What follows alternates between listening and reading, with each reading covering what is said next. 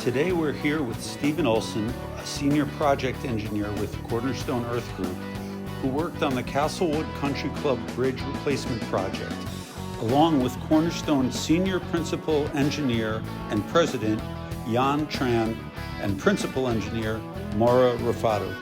Stephen, you had mentioned to me that Cornerstone became involved in this project fairly early on. What was the situation like when you first came out to assess the site?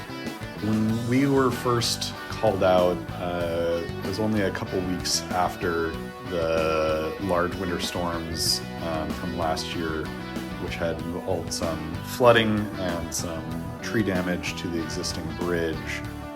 So we were asked to put together a scope for a geotechnical investigation to support the bridge abutments for a new bridge. How bad was the damage you saw when you originally came out? What had happened to the old bridge?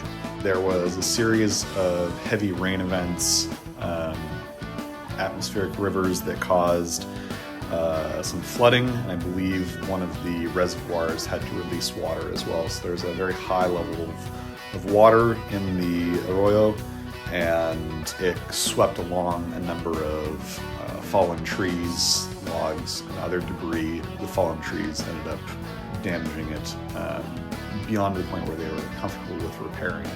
So what was Cornerstone's primary concern from a geotechnical perspective regarding the placement of the new bridge?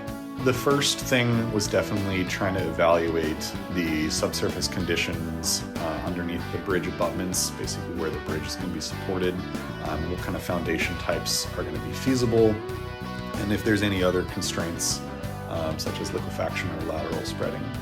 I remember there also being some discussion about the proximity of the crane to the creek. Did these concerns you mentioned before overlap at all with the issues created by bringing this massive crane out to place the bridge? That's a great question. So they were bringing out one of their largest cranes, and they were wanting to put it as close to the center of the creek channel as they could to alleviate as much challenge as they could for lifting the single-span bridge in place. So we did an evaluation of the crane loading and the crane pick conditions and the stability of the existing slope, and we ended up recommending a setback from the top of bank. And I'm assuming that's somewhat of an unusual situation. A lot of the times we are asked to evaluate cranes and crane loading because they end up being very high, but it is pretty unusual to have such a large crane and then in direct proximity to an existing slope.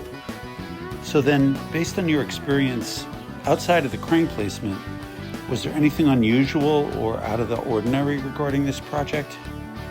The biggest things definitely were the large span of the bridge, increased the weights of the crane, increased the weights of the foundation systems and the demand on it. The unique challenge that one of the two banks had a different, highly different condition with an all-clay profile versus the liquefaction and lateral spreading concern on the other side. Good stuff, Stephen. Thank you so much.